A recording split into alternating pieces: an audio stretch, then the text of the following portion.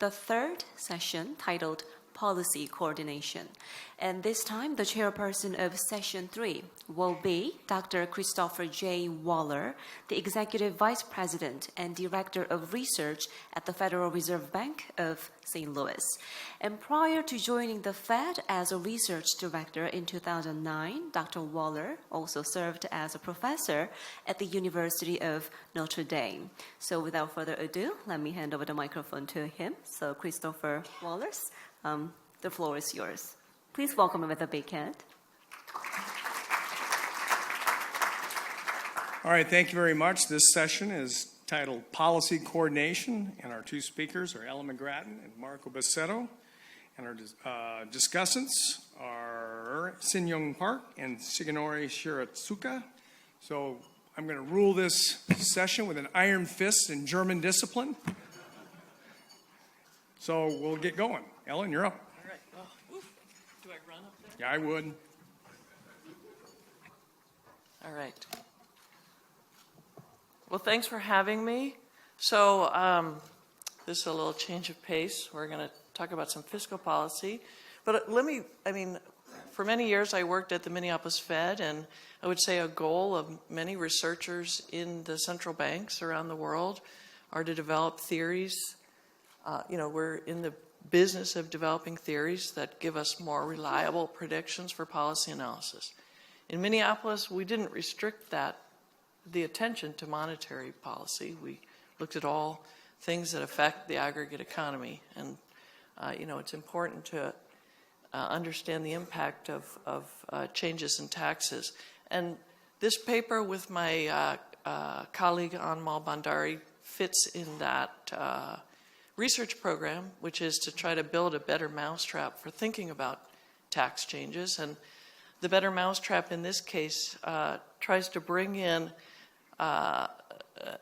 what I'll explain in detail, sweat equity, a type of capital in businesses that many people abstract from, and we think therefore understate the impact of taxes because they're abstracting from it. So what is sweat equity? We have in mind it's time, mostly time, it can be expenses also, but mostly time that business owners put into their businesses to develop clients and customer lists, trademarks, trade names, non-compete agreements, goodwill, which if you look at data, on brokers' data, from sales of businesses, it constitutes about 60% of the value upon sale. So this is a big amount, potentially. Maybe, it's just the really good ones that sell and have good value. But it's a potentially big amount of capital in these businesses. And when you change tax policy, how responsive these guys are and how much the extensive and intensive margin can move depends on on what they're actually doing in the business.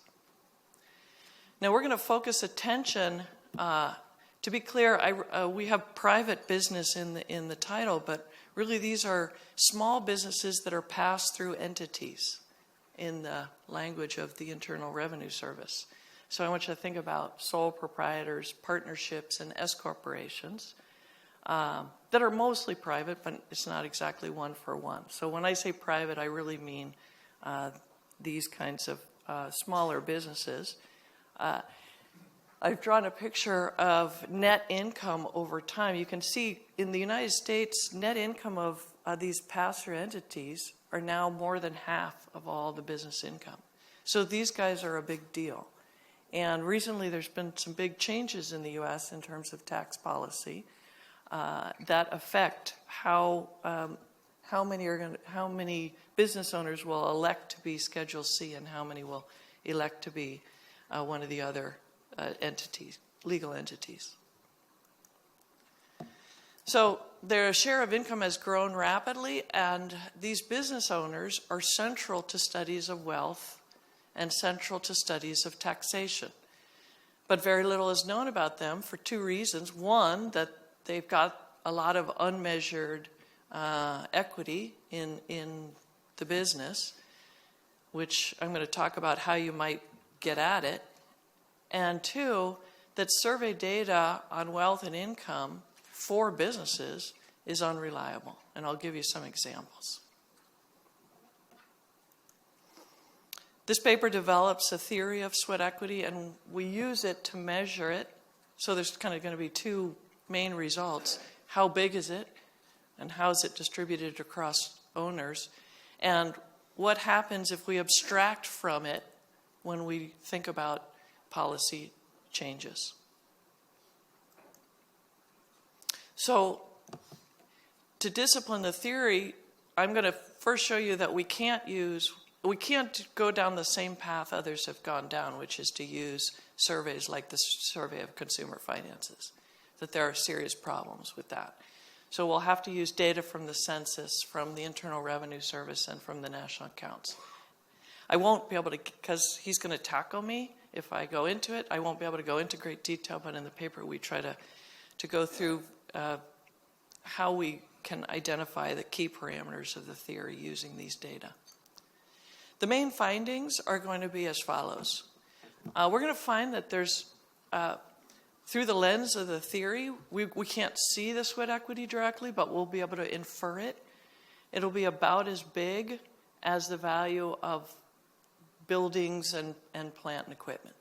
So about 2/3 GDP for these pass-through entities. And we're going to find little dispersion in the equity values across owners. Large dispersion in their returns. If you look at the Survey of Consumer Finance, you would conclude the opposite. Our tax experiments are going to show that having this in the model is going to mean we get bigger effects from tax policy changes. In large part because there's the extensive margin for these guys moving in and out of the business happens a lot. There's a high frequency of switching in and out of business. So to match the theory and the data, we're forced to go to parameterizations that yield bigger aggregate results from the tax policy changes. And we show that modeling the private business sweat is going to play a role. We do a bunch of robustness. Again, I won't be able to go into that at all. So here's what I want to do. I want to describe very briefly the theory, show you that there's problems with the survey data, and then show you the two main results. The theory, for those of you who know, models like the Igari model, will be an extension of that to build in the sweat equity. So households are going to consume supply labor, either working for someone else or working for themselves. And when they work for themselves, they're going to have to build up their client list first before they can do anything. And then they're going to work and produce goods. They can invest in financial assets, and then they have to pay some taxes. We have an extension that adds life cycle dynamics to keep in time. I'm not going to go through that. The household maximization problem is, there's two choices: run your business or work for someone else. There's three states of the world for these households. One is their financial assets. Two is their sweat capital. And three are the shocks, either both are shocks to productivity, but either to their business output or to their compensation if they work for someone else. Let me go through running a business. The value of running the business is a function of, obviously you're solving a dynamic program, you're maximizing utility over your lifetime. You choose consumption of C Corp goods and small business goods. You choose hours in production and accumulating sweat capital to maximize this dynamic program. The budget constraint you face, you get some returns from investing, putting money in the bank, which gets used to fund all sorts of, like C corporations. You get business net income given you're running the business. There's some non-business net income. You consume, you pay taxes, and there may be constraint on this. There may be you may have to have some liquid assets to get things going. Not much, because business people don't need much. Then the key new things are in red. that there's going to be an accumulation of sweat capital, and there's going to be production that depends on this sweat capital and physical, tangible assets and your time devoted to production. So here you can see there's time devoted to building the sweat capital, building up your business, and time devoted to working the business. An example would be like you're a dentist, okay? So the dentist has some bank accounts or shares. They own some dental equipment, or they lease it. A lot of leasing going on. And the sweat capital is their patient list. And that's, if they sell the business, that's what they're selling, okay? So their time use, they could examine their existing patients, or they could find some new ones. That's how they're splitting their time. And then there might be some expenses also, associated with, the getting new patients. If you work for someone else, it looks just like an Iagari model. So I'm going to skip on this because it's, for anybody who's ever studied the Iagari model, it looks the same. The only difference is you could have some sweat capital because you might have run a business before. It'll deteriorate over time if you don't use it. So that's the lambda, that's the new part. Okay, then there's C corporations. Again, like in an Iagari model, they're just, maximizing a simple problem where here the capital in the C corporation could include intangible capitals like R&D. When we go to data, we're going to assume that. So there could be tangible and intangibles in the C corporation. Then the rest of the model, things have to add up, so all the market's clear. The government budgets, balances its budget, and there are taxes on, like everything, like in the real world. One thing I should note, private businesses, if you look at audit data, don't pay what they should pay. So we're going to assume that they cheat in the model just as much as they cheat in the data. So tau B and tau W, or T and W, won't necessarily be the same, even though legally they should be. And so that's going to be an incentive, obviously, for private business owners. Okay, data. At this point in a typical talk of, say, entrepreneurial activity or something like that, people would say, okay, now I'm going to go to the data and compare the predictions of the model with the facts. And I put facts in quotes because now that we've looked at it, we don't think they're facts. I'll give you an example. The Survey of Consumer Finances. If you look at total AGI in the Survey of Consumer Finance and in the data, they match. They look really good. If you look at the subcomponents, in particular business, which is what we're interested in because we want to study taxation of business, they're asked very specific things like what's on line 22 of Form 1065 or what's on line 21 of Form 1120S. Okay? Here's how they do in answering things. First, let me show you the AGIs, then I'll show you the subcomponents, the business. So here's the match of AGI. It looks pretty good. I'm showing you 1988 to 2013. And then on the y-axis are billions of dollars. So these are aggregated numbers. Not bad. Now let me show you business net income, which is the stuff we're looking at. Way overstated in the SCF. Okay. By the way, other surveys, way understated. So it's not like all surveys, they're going one way. Interestingly, if I look at positive net income and negative net income, this will give you a sense that in the cross-section things are also messed up. They're going to way overstate when they say they got positive income, and they're going to way understate when they got negative. So here's positive. They way overstate. Here's negative. It's like they don't know what net losses mean. Like when they're asked, did you have income, they say no, but they don't realize if you have losses, that's net income, but it's negative. Okay. We could adjust for tax misreporting. We've done that. Still doesn't add up. Still doesn't match. We've looked at the SIP, the PSID, the PSED, every set of letters you can imagine. The Kaufman survey for new businesses, they don't match. Business valuations are also problematic. That's what we're very interested in. They don't match. Why? Most people don't actually look at the tax form when they answer the question. And in some categories, it's not representative. So we have a problem. Or a solution, which is use theory. Okay, so what we do is we take data from the national accounts, census of business owners, and the IRS, knowing how they report on their taxes. And we use that instead. I'm not going to show you how I identify the key parameters because, again, I'll get tackled.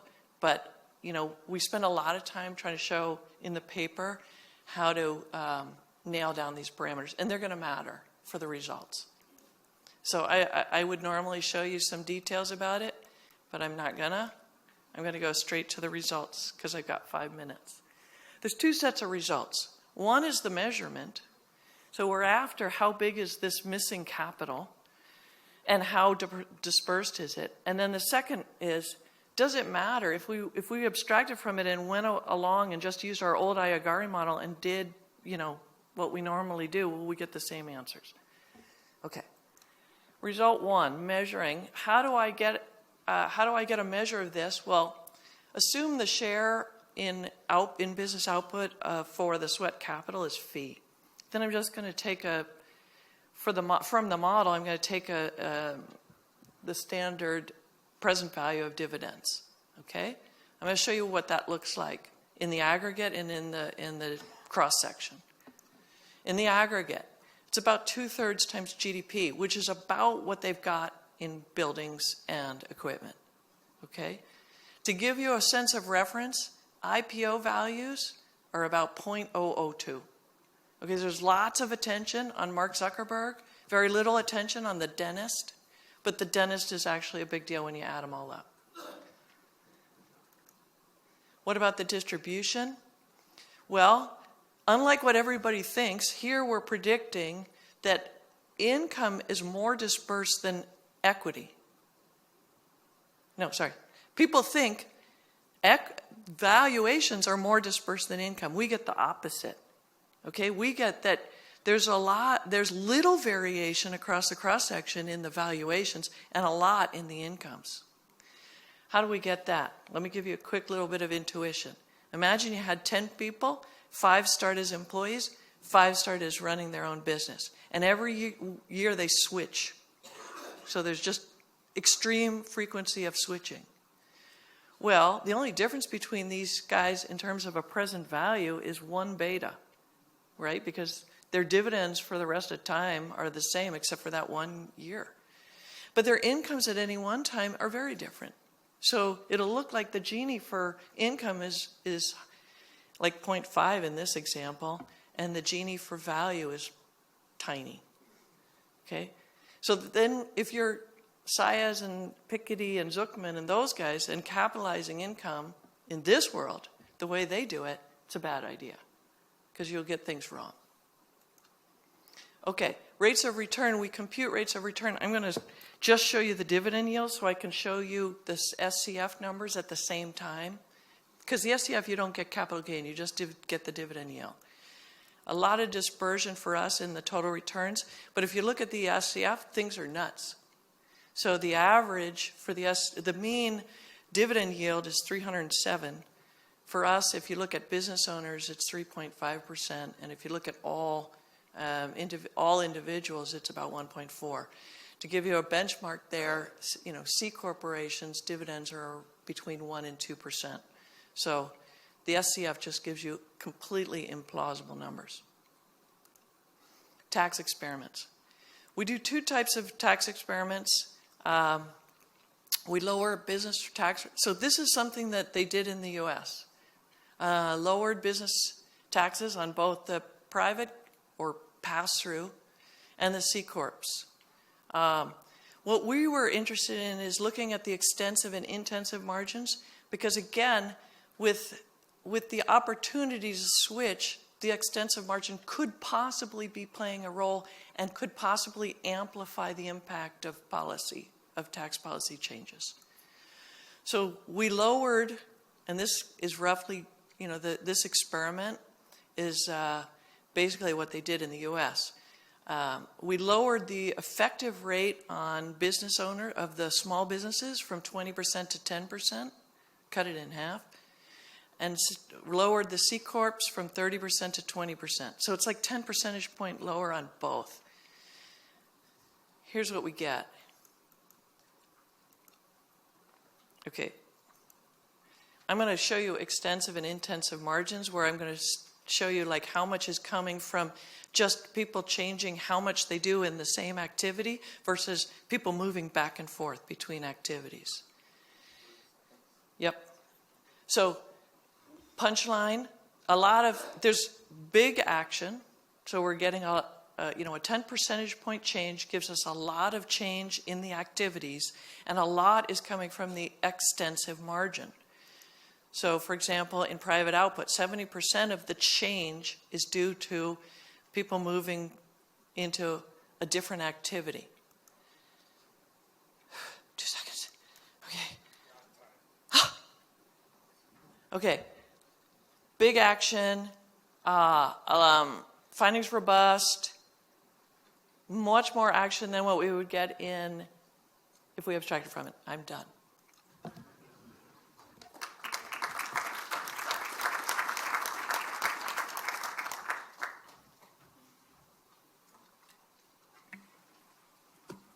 Our discussant, Cyn-Young Park.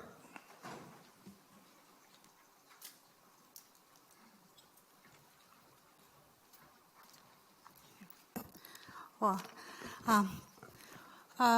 again, first of all, I'd like to thank organizer for inviting me and then sharing this comment with your participants. Well, this I have to say that really the most challenging paper I've ever had to review. In fact, I think I have to be really honest here. This is the first time in my life I actually heard of the term sweat equity. So, like in the previous session, somebody said, well, the first year student says, I don't know. Second year student says, I don't know. That I don't know. I actually have to just say simply, I don't know many of these background and analysis done. I sort of have a lot of questions that I would like to share. Well, I can see that the paper did really make a lot of kind of contribution in a very unique way. Already the author mentioned that the survey-based assessments of the business valuations are largely inaccurate. And then I can see that it's actually a very, very challenging job to even attempt to sort of assess or evaluate the sweat equity. And then second, the paper also measured the private businesses' net incomes and then valuations, and then develop a theory to incorporate the sweat equity in business incomes and the valuation, which is a very innovative. The key findings, the authors estimate the aggregate sweat equity valued at 65% of GDP, which was quite surprisingly sizable. But then on the second thought, I thought, well, like if you actually think about the older, private businesses apart from the large corporations, given that the SME account for more than 90% of the companies, and then more than 90% of the employment, you seem. I actually feel that the number might have been underestimated rather than overestimated. So I think the equity value at 65% of GDP, not a huge, at least it's not a huge over or underestimation in a way. The authors also employed the model to evaluate the impact of changing tax policies, which really was very interesting to me. The theory that shows how to measure the aggregate value of sweat equity, it's the distribution and the dispersion and the rates of return. I found these the application of skewed productivity shocks, quite innovative and interesting. And then there's throughout the paper, actually, there's discussion of little dispersion in sweat equity values, but large dispersion in the current income. That together leading to a wide range of sweat equity returns. Also, I think, in a way, to me, a little less intuitive. I actually also felt that there should be a large dispersion in the sweat equity. It might have been just maybe a problem of valuation rather than in real term if it is actually just really the little valuation. And then the author went on to quantify the impact of tax policies, the impact of greater tax compliance, and then the impact of lower tax rates. First on the private business only, and then second together with the corporations. So my comments all over. First of all, on the model. I have actually been thinking about the sweat equity, these sweat equities accumulating in the sort of real, I think like a new tech firms rather than more like just rather than the dentist. So I was actually intrigued about the your sort of treatment of your treatment of creating sweat equity both in the corporations and the private entities are the same.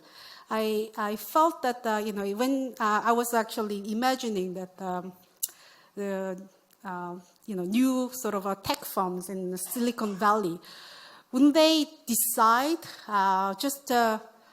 should I go on working for a firm, or should I just establish my own sort of tech firm? Will they really think that their sweat equity the same, or is it based on only that? I thought there's some sort of new ideas, patterns, at least something that kind of triggers them considering opening this type of business. And then I wondered how these were captured in the model. And that's similarly, again, even the author actually mentioned that there's only little dispersion in the sweat equity values, but I also kept thinking, is it really a little dispersion in sweat equity, or is that the sweat equity that has been captured are varying little? Because there's a lot of exits and entries, there are a lot of variations in the sweat equity that couldn't stay in the business for a long time, and then the ones that survived may actually being only captured. And that's where I actually had a bit of a trouble understanding. Another thing, I think these two together kind of come to the sort of a similar question. Is it really is the model accommodating adequately the dynamic decisions of business owners? I also felt if you're thinking about the tech firms, there should be some kind of threshold. I feel that my ideas and or some sort of new patterns that have actually reached a certain level of innovation that I feel that I can actually survive on this. I can make money on this.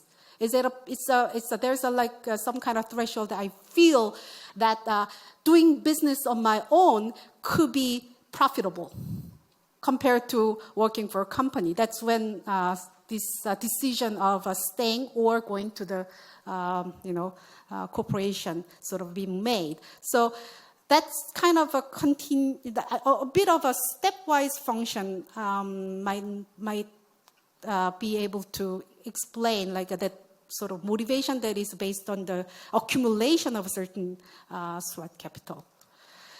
So on the results, I have again the same question: little dispersion in the sweat equity values. Is it the actual sweat equity values, or is it the ones that are being captured only, that survived in the business, showing little dispersion? In terms of the greater tax compliance, there's an investment shifting from the private business to corporation. Yes, if you start with the private business actually paying less tax in an effective term, then it will. That one. Also, the lower tax rate on the private business, and then again compared to the corporation. Altogether, I do feel that somehow the suggestion is tax is being used to shift the investment and production to the private business, or is it really the aim of the tax policies? I couldn't really understand what is the behind rationale why that these tax policies being kind of tested. So it would be nice to have some kind of purpose of that tax policy being tested. So all others, yes, this is the final. I do really appreciate that at least that there are practical impediments to measuring the sweat equity, there's challenges and valuation, and then the paper does provide some suggestion options. In all, it was not easy to understand because the sweat equity taxable? I think it also depends on which country. I'm not really sure if sweat equity is a concept allowed in Korea to be taxed. And then even if in the U.S., how to tax the sweat equity is going to be a challenge. You can actually use a lot of tax deferral, or you can actually reduce the tax rates as a capital gains. So there are a lot of issues for the taxable sweat equity. Then how do we use this tax policy to provide an efficient incentive for the venture industries? Thank you.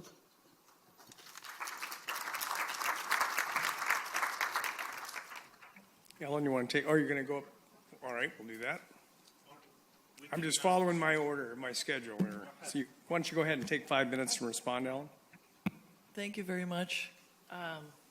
So she asked a bunch of great questions. The tech firms, a lot of tech firms will start as C Corps, so we're not going to be picking them up. Why little dispersion? Well, just in the data, there's just a lot of switching in and out of the pass-through entities. So we're trying to match the model and the data on that dimension, and that's what's driving a lot of our results. The dynamic decisions, I think right now this is just looking at cross-section. It's dynamic, but we're looking at a cross-sectional outcome. You could add business cycles and think about firms entering during downturns and booms. That's not here yet.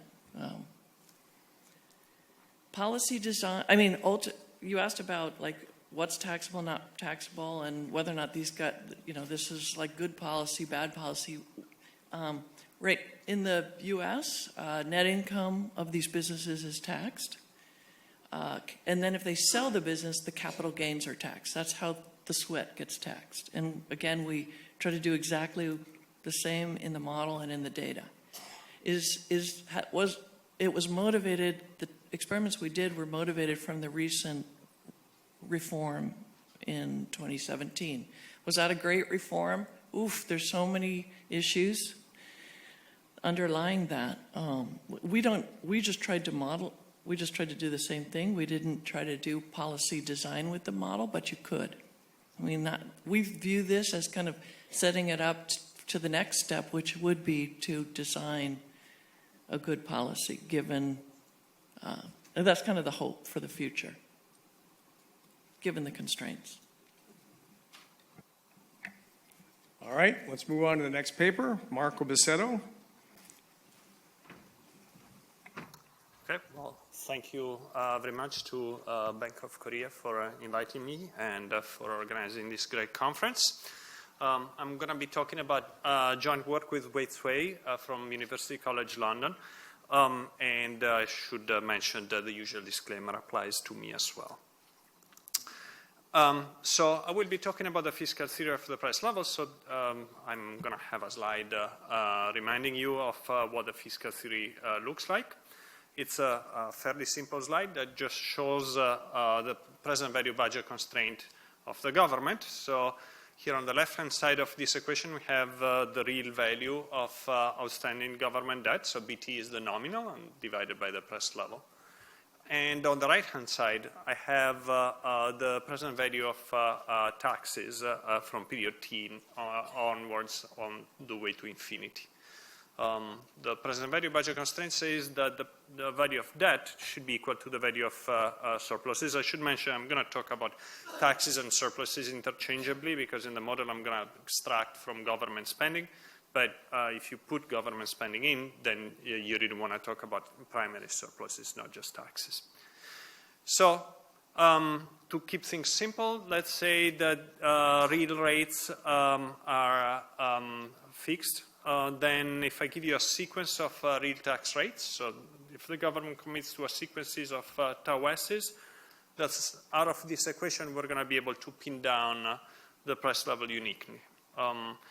And why is that important these days? Well, because as we've been talking about earlier today, there are a number of issues about how we get to pin down the price level. I mean, one of the standard tools, which is active Taylor rules, are subject to problems when you're at the zero lower bound.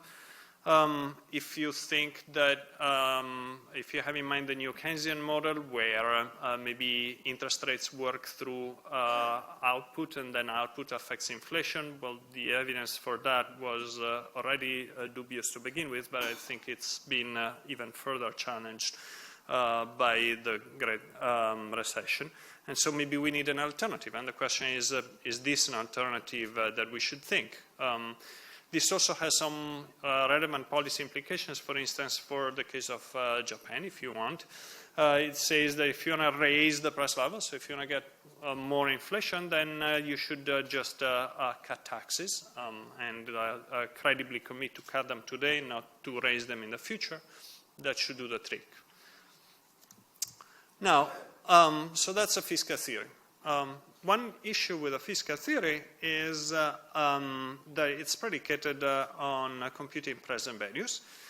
And so here's a challenge that we're going to have to tackle somehow. This figure is a moving average of real GDP growth and the real Fed funds rate, so kind of a short-term rate that would closely mimic what the government pays at the short end of the yield curve. And what you can see is over the last 50 years, except for a fairly brief period, the real Fed funds rate has been consistently below the growth rate of the economy. So then the question is, if I look again at that present value budget constraint, if you think that surpluses somehow grow at the rate of the economy and the interest rate is kind of somewhat similar to what I showed you, that's a question whether that right-hand side infinite sum converges. And if it doesn't, what does that tell me about the fiscal theory? And in particular, for instance, if I want to cure deflation by having an unbacked fiscal expansion, can I still do that? That's going to be the question that I'm going to be grappling with in today's talk. So the paper does many things. I'm going to quickly advertise them, but then obviously in the time that I have, I'm going to have to focus. So the first thing is a look just at the budget constraint of the government, and I'm going to argue that that by itself is somewhat informative thinking about these questions when we're in a world of low interest rates. And then we introduce in the paper 3 models to kind of go through the various reasons why interest rates may be low. So the first reason has to do with risk. So it could be that private capital has a high rate of return, but government debt has a favorable risk profile, and because of that, it commands a very low rate of return, below the growth rate of the economy. The second is maybe it's a liquidity premium. So somehow, just like people carry cash, even though it pays a 0 rate of return, maybe they carry government debt for a below market, below private market rates of return because it has a special liquidity role. That's the case that I'm going to be talking about today.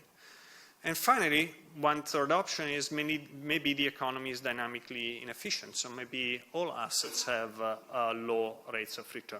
Now, I have my own favorite story, which is why I'm going to go through the bullet number 2.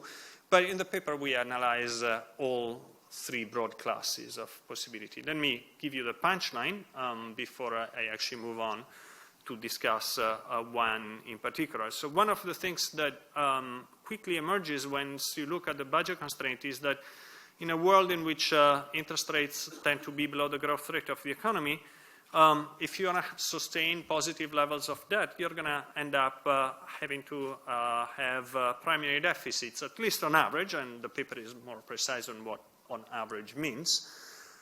And that's an issue for the fiscal theory because it's relatively simple for the government to commit to a sequence of surpluses. It's much less obvious how you commit to a sequence of deficits when somebody has to be willing to lend to you. Now, in terms of the implications of the models, if it's a purely risk-free, favorable risk story, so if it's a pure risk premium story, then the fiscal theory is just fine. You need to fix these minor complications with primary deficits, but otherwise everything goes through. Somehow, if you ask me later, I'm going to argue that that's unlikely to be the whole story. If either of the 2 second reasons is in play, then the fiscal theory breaks down. More precisely, it does not pin down a unique price level. It still selects a range, so there's still content in the theory. But now you're going to have to deal with an entire range of prices. And then once you start thinking about the effects of fiscal policy, things are going to be more complicated because you're not going to know exactly where you might jump. Okay, so let me get into the details of the economy where government debt has a liquidity role. So I'm going to keep the economy as simple as I can, but all the insights that we're going to get out of this generalize in many directions, enriching the model in a number of ways. So this is going to be an economy with 2 goods. It's going to be a credit good and a bond good. I should mention this economy is extremely similar to something that is in Sargent's Dynamic Macroeconomic Theory textbook, and I'm going to be borrowing some of his pictures too, in a way. He applied them to money. I'm going to be applying them to government bonds. So here, if you buy the credit good, that can be bought on credit, but if you are interested in buying this good that I denote by QT, you have to use government bonds to perform that transaction. And so households need enough bonds to pay for the entire amount of these goods I'm going to call bond goods. All goods in the economy are produced using time, using work, and 1 unit of time produces 1 unit of either good. Fiscal policy is going to be driven, it's going to just set a constant tax rate. As I mentioned, I'm going to abstract from government spending here. And monetary policy will be given by a constant nominal interest rate on government debt. I should mention that. So you want to think of what monetary policy targets here are the very liquid things that carry a liquidity premium. So this is an economy in which, without the fiscal theory, we would get multiple equilibria because we don't have the Taylor principle working for us. Assuming that the Taylor principle pins down things uniquely, which I have my concerns about, but that's for another day. So let me look at the the equilibrium conditions of this economy. There's one that I haven't written down that says that the rate of return on private market bonds must be equal to 1 over beta.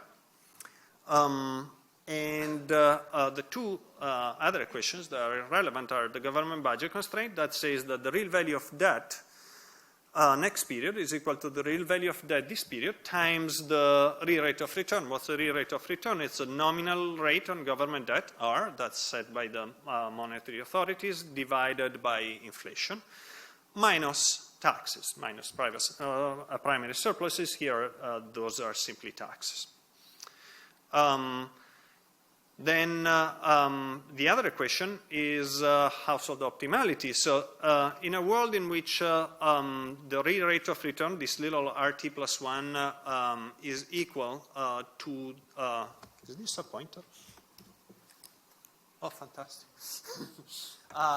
Okay, so in a world in which this little RT plus 1 is equal to 1 over beta, so in which the private market return and the government return are the same, you get that the marginal utility of the bond good should be equal to 1.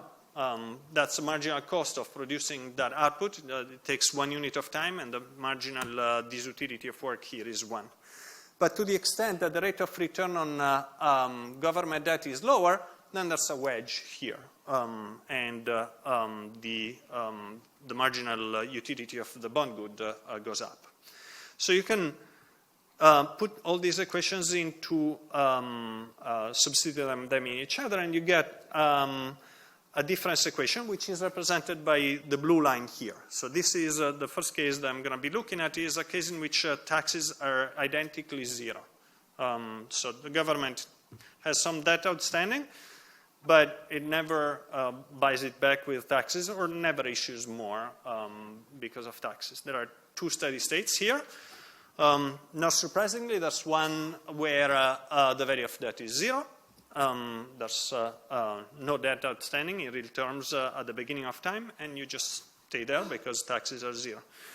But there's also another steady state where government debt is positive, and I should mention this picture looks like this because I've picked some specific preferences. I could make it look a lot more complicated, introduce cycles, chaotic dynamics, and all that stuff. But that would just obscure the simple point that I want to make. I also tend to like the preferences that give rise to this picture, so that's an additional reason for keeping it beyond simplicity. So what you get is the second steady state with where debt has positive value. Why does it have positive value? Because of its liquidity services. And then there's a continuum of deterministic equilibria that start from anywhere in here and converge to the steady state with no debt. If you start on the wrong side, then what happens is you're going to blow up. Why? Well, what happens here is the rate of return on government debt is exactly 0. And then even without taxes, debt remains constant. But if you're up here, the rate of return is positive. Now you have more debt. People have less need for liquidity, and so they will only hold debt, government debt if it pays a positive rate of return, and then you blow up. Here, the rate of return on government debt is actually negative. Okay, so what does that tell us about the fiscal theory? Well, it tells us that there's a range of prices that are going to work, right? Because suppose I start off with a level B0 of debt.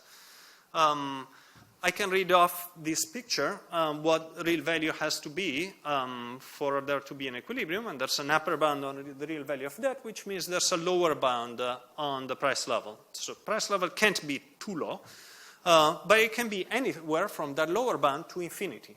Any of that is going to work. Now let me do the case in which actually the government runs a deficit. So what happens is now the blue line shifts up, and the steady state that used to be at 0 is now at a positive level of debt. So we have again 2 steady states and a continuum of paths. And by the way, I should mention these are deterministic paths, but in a stochastic economy you could construct sunspot equilibria, and I'm abstracting from that too because it's beyond the simple point I want to make here. So what you observe, once again, it's the same idea. There's a lower bound on prices because the real value of debt cannot go above S bar 2. Above that, you explode. But there's no upper bound. Anywhere between there and infinity is going to work. If you're down here at infinity, what's going to happen is you're going to start accumulating debt because the government is running these primary deficits until you hit the stationary path. Now, you might say, okay, but I've only considered cases in which the government was either not taxing or actually running deficits. What if the government is running surpluses? That's the kind of the standard version of the fiscal theory, assumes that the government has a positive present value of surpluses. Well, so you do get a unique equilibrium in this case because now the blue line shifts down. And what happens is if I sort of mechanically try to draw something here, I would end up with a steady state at negative debt, but we're not allowing households to borrow at the same rate as government, so negative here is not allowed. Once you hit negative, you're paying your own private interest rate, which is higher. And so at this point, either the economy starts at S bar or it's going to explode, which would violate the transversality condition, or it will hit zero and the difference equation is not going to have a solution either. So it sounds like maybe that's the solution. The problem with this solution is that, remember, my motivation started from wanting to study what happens to the fiscal theory in a world of low interest rates. But in that steady state, the real interest rate is positive. And the intuition for why that's the case is extremely straightforward once you stare at the government budget constraint. And that's kind of the application of that into this economy, but it's true more in general. If you look at it, if I have a positive tau and BT plus 1 is equal to BT over PT, this has to be positive. Well, bigger than 1, I should say. Because what happens is those taxes have to go to pay some positive interest payments. Therefore, if that's the answer, well, then that tells me automatically that I'm going to be living in a world with high interest rates. Okay, so let me wrap up and tell you what are the key takeaways of this. So the first one, out of what I just told you, is so low interest rates on government debt are indicative of that the government is running primary deficits on average. So if you had a view that that we have a problem of excessive fiscal discipline, that's kind of hard to square with the fact that we have such low rates of return on government debt.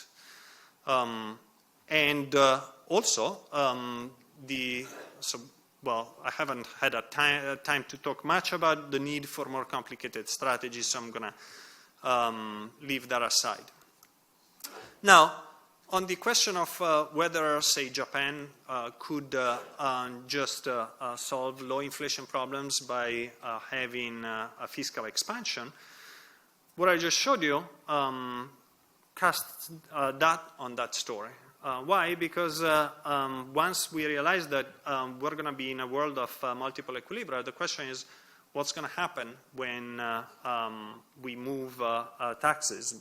How our beliefs are going to change. If you have a continuum of equilibria, you're kind of in a wilderness for doing comparative statics. And so you may be playing with fire, you may be jumping around, or nothing may happen.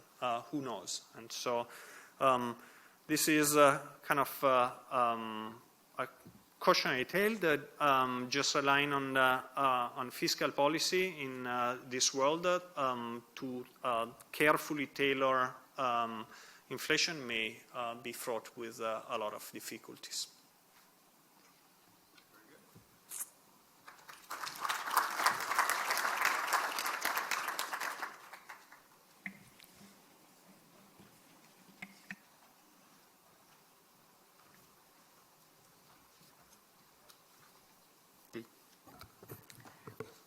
I thank conference organizer for giving me this opportunities to discuss Marco's paper.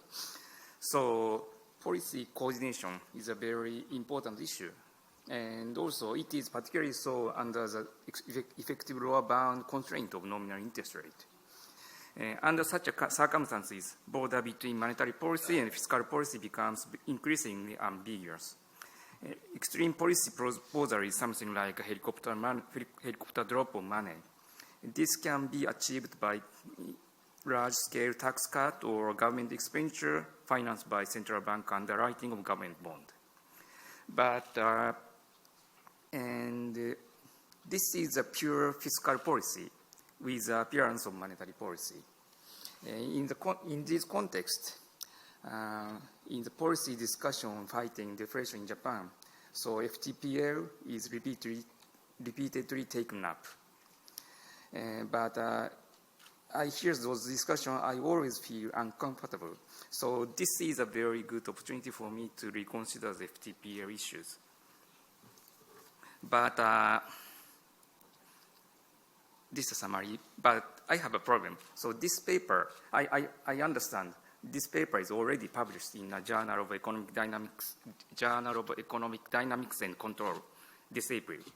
So with a discussion by Steve Williamson. So maybe it's not a good idea to directly discuss this paper.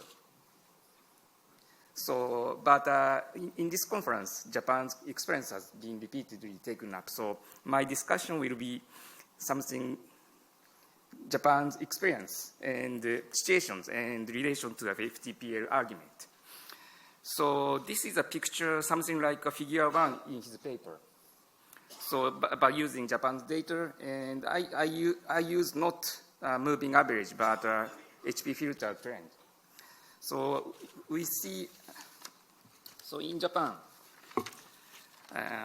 overnight core rate, it's a policy interest rate in Japan, declined 0.5% in 1995. And since then, that rate has never exceeded that level. So in Japan, so real policy rate stacked around 0 over time. But at the same time, so the trend growth rate declined significantly in early 1990s after the burst of the asset price bubble. And it's declined, but slightly above the real policy interest rate level. So this situation continues more than 20 years. And during that period, Japan's government debt increased over time. So when we facing with the zero bound issues in 1995, it was gross government debt is below 100%, but now it's above 200%.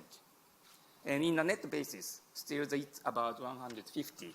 So in any cases, Japan's government has a very huge amount of debt.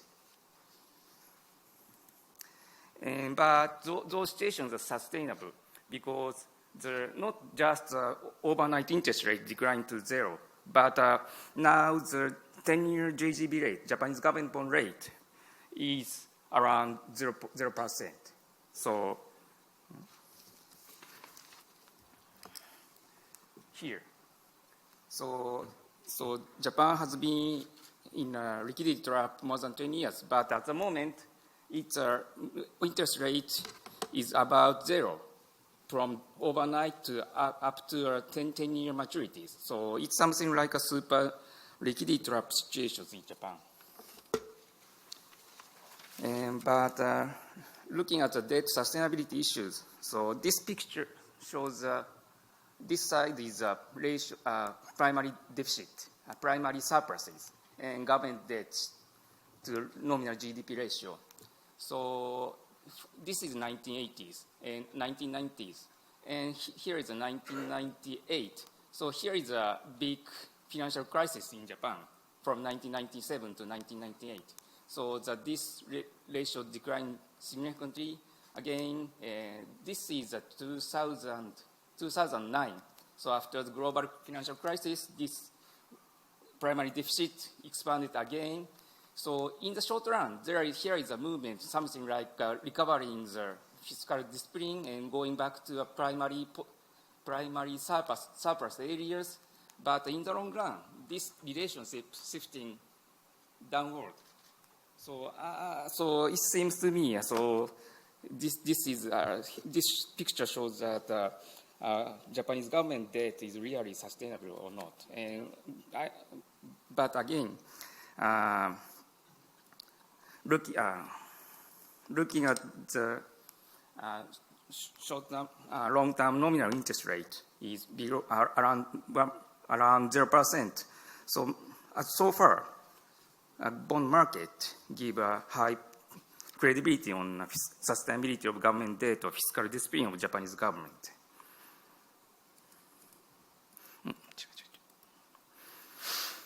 And so, at the same time, Bank of Japan has been struggling with zero bond issues, and Bank of Japan's balance sheet size started expanded from 1995. So before that, this ratio is very stable, around 10%. And this is because demand for banknote is very stable. It's about 7 to 8% over time.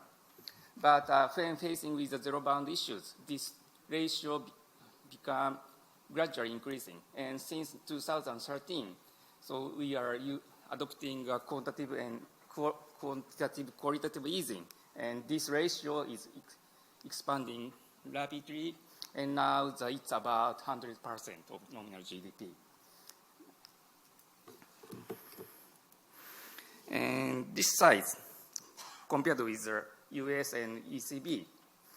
So the expansion from after the global financial crisis, the BOJ's size is almost the same as the Fed. But looking at the ratio to nominal GDP, so this ratio is very different from Fed, ECB.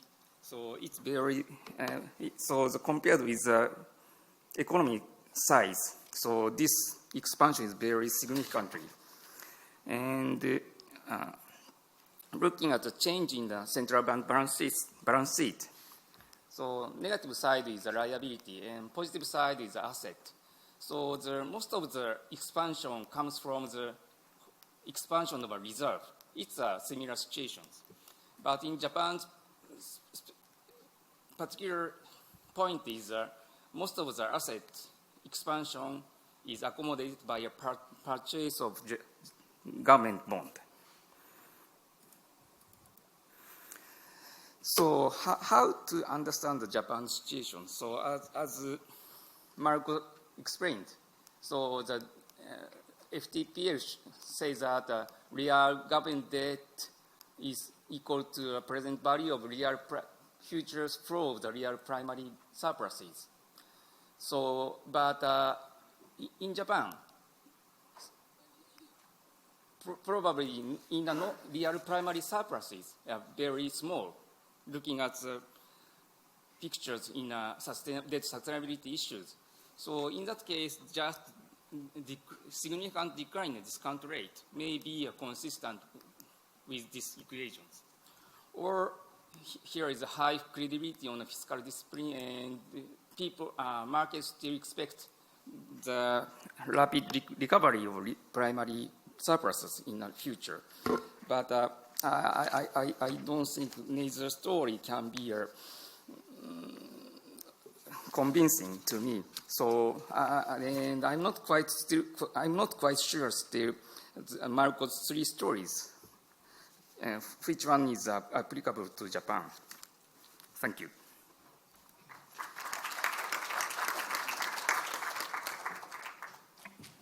Okay, Marco, you want to take a few minutes to respond? I'm going to be actually very brief. Thanks. These were very insightful comments about Japan.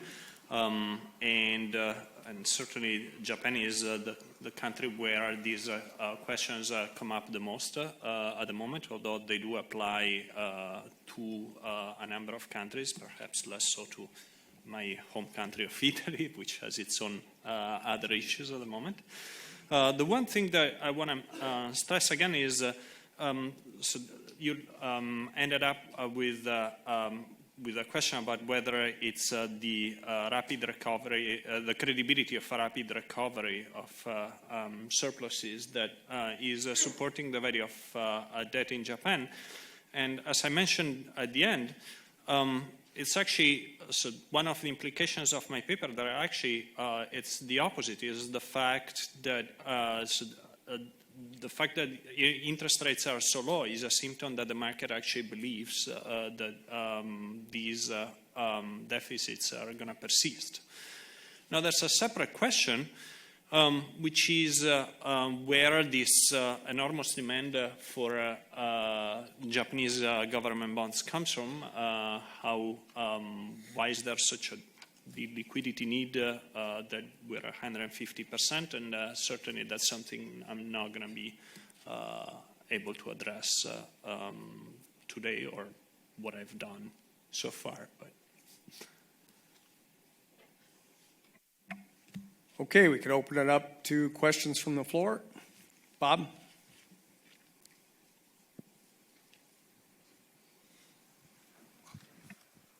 Great. Okay, so my comment is on Ellen's very interesting paper, which I will be the discussant of next month. So I'm paid particularly attention to, and learned a lot from the presentation. So one comment is that it looked to me, you can answer this right away, it's a yes or no. It looked to me like you didn't consider the personal taxation of subchapter C income. Is that right? So I think you should. We do. I'm sorry? Yes, we do. We do. Oh, you do? Okay. Okay. It didn't come up in your, it was Yeah, I not know. in the slide deck. I but, know. I need like an hour and a half. Okay, you're excused. Okay, so that's good. I want to confirm what you said to the discussant's remark, that you're not talking about sweat equity being the good ideas generated in Silicon Valley, because they're invariably subchapter C corporations, as you said. I just want to confirm that. They're mostly. I mean, of course, there's Right. going to be some S corps out there, but most of the people doing, a startup for a tech company, they're going to start out as a C corp. Exactly, right. Yeah. Invariably was the Yeah. word I used. Yeah. I know, Yeah, there's no I know. such thing as a venture-backed company that has anything in its portfolio except subchapters. No, and the reason Cs. is because they want certain kind of shareholdings, and so they insist on C. Correct. Yeah. Okay, good. So we really are trying to add up the dentists Oh, and the lawyers, don't leave and the lawyers out. and the dry lawyers are cleaners huge. and the For consultants sure. and the consultants. For sure. No, and they're, to be honest, like Tom Holmes gets mad at me saying, you always make fun of us looking at the micro, but you add up enough of these guys, it's pretty big. Yeah.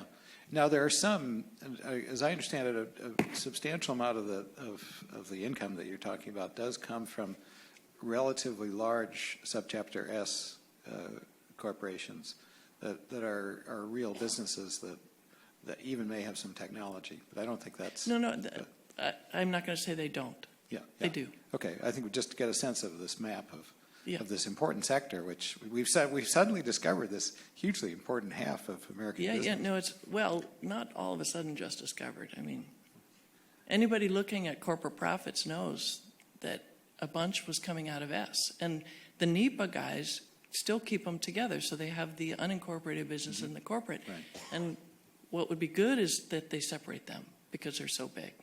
Yeah, I agreed. And the financial accounts of the U.S. do the same, unfortunately. Well, the only potential criticism I have, which you and I have already talked about, is the paper by Smith et al. Is a goldmine of information supportive of your views. From the income data. So what they won't have are the things that we're after, which Well, is. wait. No, but they have this beautiful tracking, as you do, of the sales of the So sweat we look equity. at broker data, and we'd like to get the total IRS sales. That's still only, 77% of businesses in the census, owners in the census are founders of their business. So to add up everything, we got to go beyond just the sales. Right. And sales occur Right. only, once in a while. So Right. what we're Okay. trying to do is add up the total for ongoing concerns, and Smith et al. Won't have that. What they do have, though, is they track the purchaser of the business as well as the sale. I understand, but That's that's great. still That's only great. 22%, and very little is inherited also. So if you go look at if you go look at the estate taxes, you're not going to see much. So that's why the measurement is very hard. You do really need to kind of use some theory here. Oh, I don't disagree with that. Yeah, Good. I think that's great. Juan Po?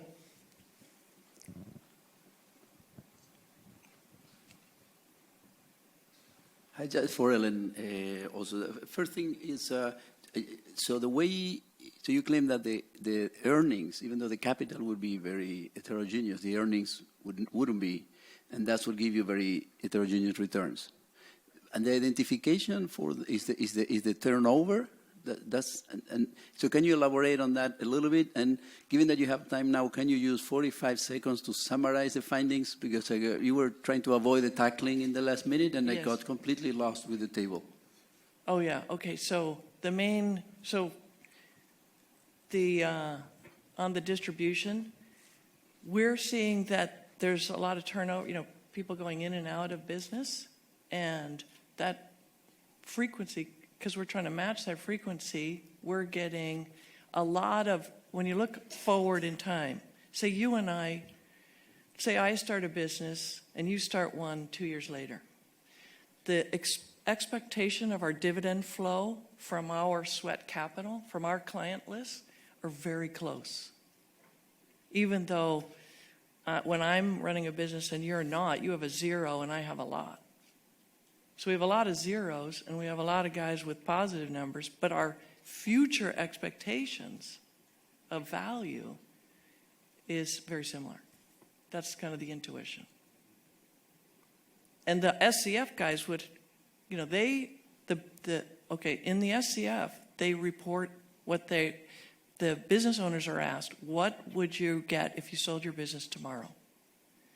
And if you plot that, it's highly skewed. So we're suspicious of that number.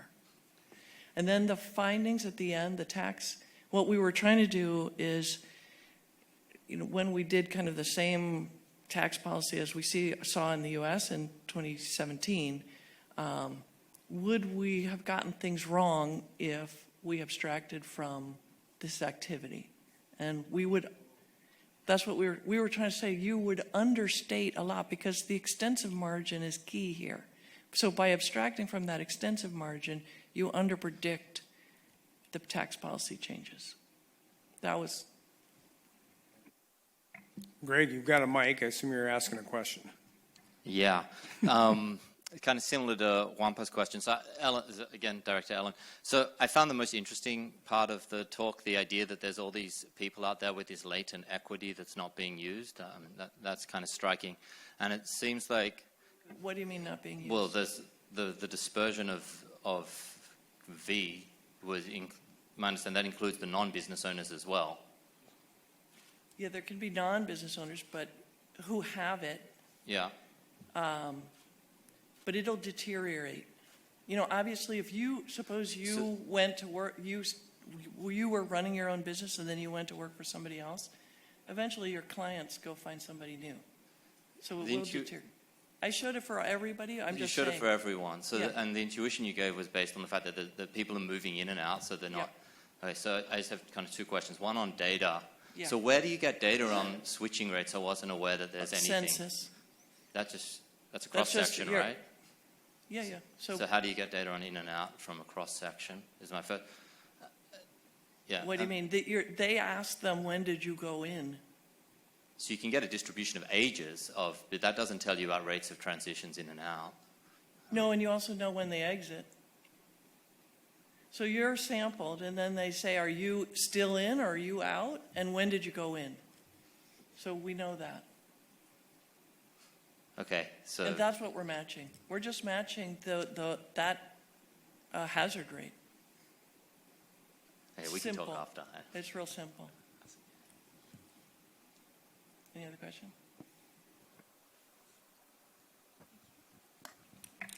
Question in the back?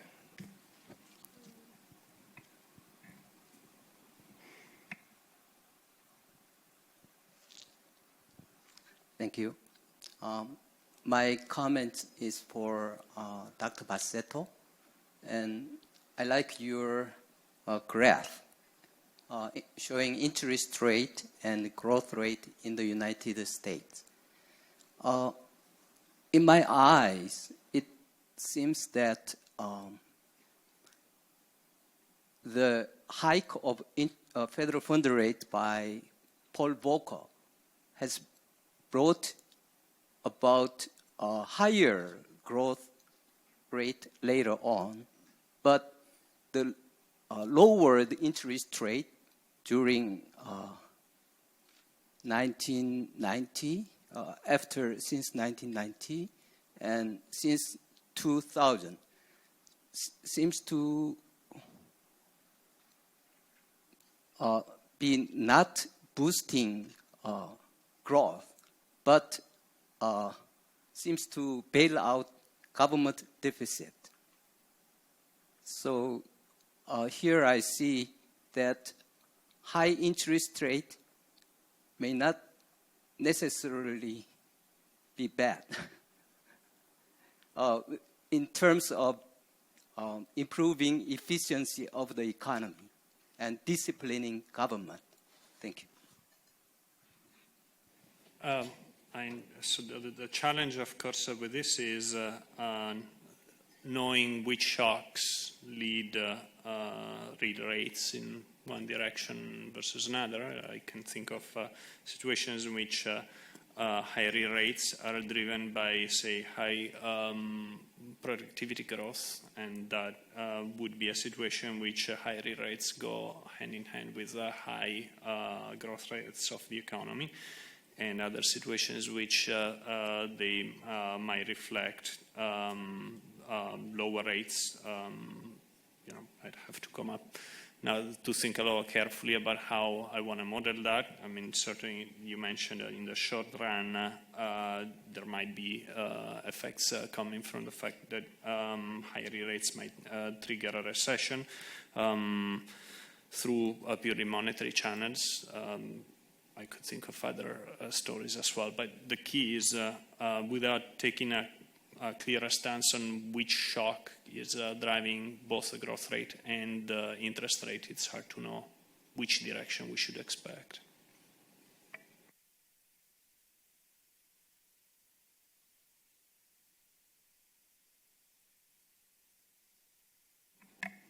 No more questions?